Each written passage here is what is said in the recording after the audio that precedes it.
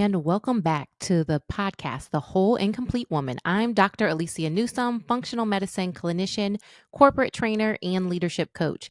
And today we're talking about something that I have been hearing a lot about recently, and I've been getting a lot of questions about. So I figured we might as well talk about it.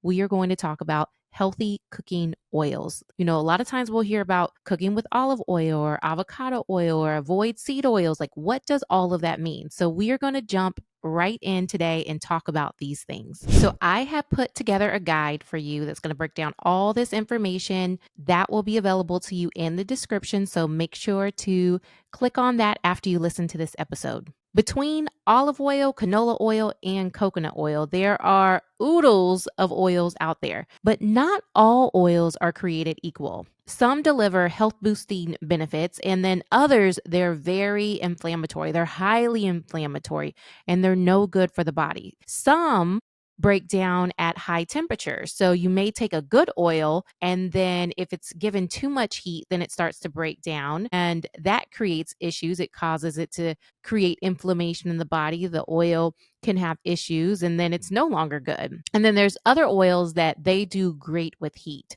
So we're going to talk about how to choose which oils to use. And we're going to talk about everything you need to know to use oils the right way. For starters, there's a few things that you want to consider with oils. So with choosing oils, keep the following in mind. Smoke point. This is the temperature where oils, they stop glistening, okay? And then they start to burn and smoke.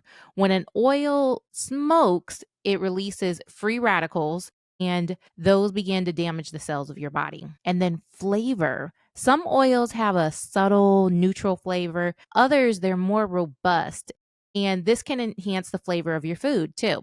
And then there's the type of fats. Some oils come from healthy fats like monounsaturated fats or polyunsaturated fats. Others come from unhealthy saturated or even trans fats. And then there's quality of oils. Lower quality oils are processed or refined. The highest quality oils, they are pure and cold pressed. So that's what you want to look for. And then many oils have different health benefits. So some oils deliver vitamins, antioxidants, or even omega 3s. And then other oils, as we've talked about, can be very harmful for your health.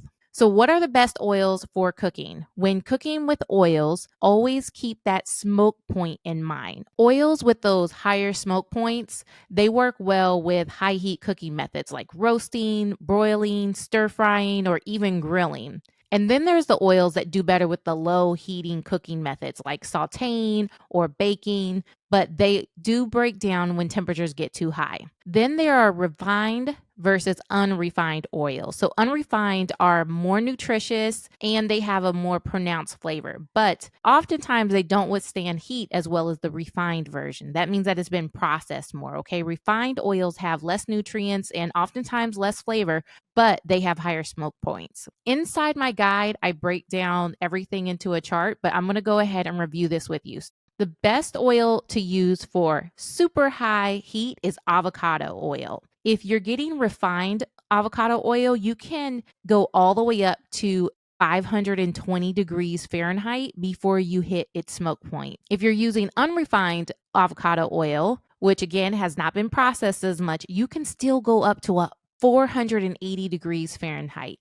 Both of them have a mild and buttery flavor. And the health benefits of both of these is that they are high in oleic acid and they have the heart healthy monounsaturated fats. They are best for cooking on high heat, or you can use them on low heat as well. Then there's coconut oil. That comes in refined and unrefined as well. So remember, if it's refined, you can go at a higher smoke point. For coconut oil that is refined, that's 450 degrees. For coconut oil that's unrefined, that's 350 degrees. Coconut oil is subtle and sweet in its flavor. And the health benefits is that it's rich in what's called medium chain triglycerides, MCTs. It's a type of saturated fat that's linked to weight loss and also is very good for inflammation in the body. MCT oil, oftentimes alone, I talk about this with my clients. We're doing a challenge right now, a weight loss challenge, and MCT oils is one of the things that we are incorporating into our diets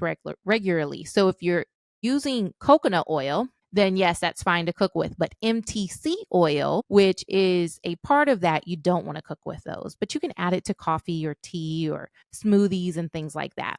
So coconut oil overall, if you're doing refined, which can be at that higher heat of 450 degrees, you can do that high heat cooking, baking, and sauteing. If you're using the unrefined, then you want to focus more on that low heat cooking like sauteing. And then there's olive oil. This is one of my favorites, but you cannot cook super, super high with olive oil, okay? The smoke point for olive oil is 390 to 470 degrees if it's just regular olive oil. I don't really recommend that one too much. However, it is heart healthy. It has monounsaturated fats. It's rich in polyphenols. It's great for low cooking methods like sauteing. What I prefer and what I recommend is extra virgin olive oil. That means that it came from the first press of that olive, where other olive oils, it may have been pressed and gone through more cycles. The smoke point is 350 to 410 degrees, but I recommend not cooking with olive oil over 120 degrees. Okay. Olive oil is best if you just keep it in its purest form and just drizzle it over salads, use it in different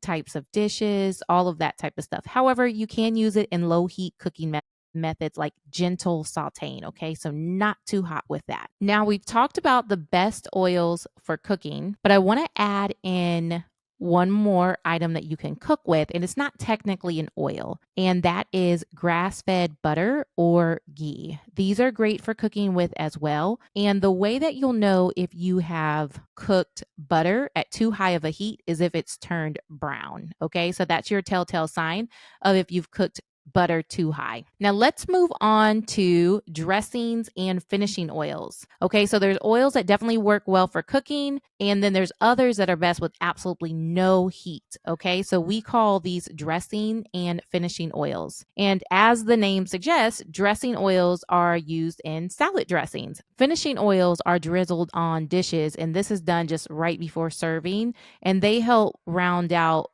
flavor profiles. So again, we've got our extra virgin olive oil. Again, you can cook with that, but it's great for dressings and for finishing as well.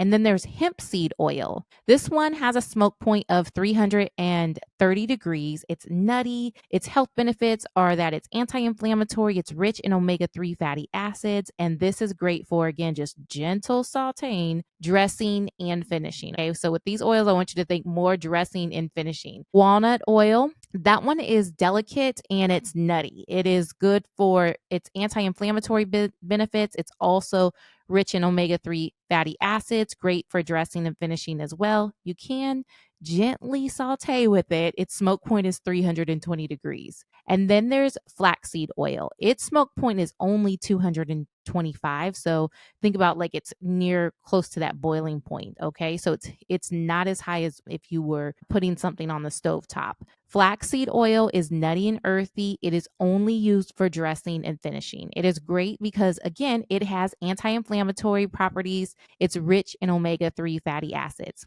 There's pumpkin oils. This is another one that is great for dressing and finishing. It's rich and nutty. It's got those heart healthy monounsaturated fats, and it's also rich in polyphenols. Then there's almond oil. That one is used for dressing and finishing as well. This one has a mild and slightly sweet flavor. Almond oil is great because it's rich in vitamin D, and this is a great nutrient that really boosts skin health overall.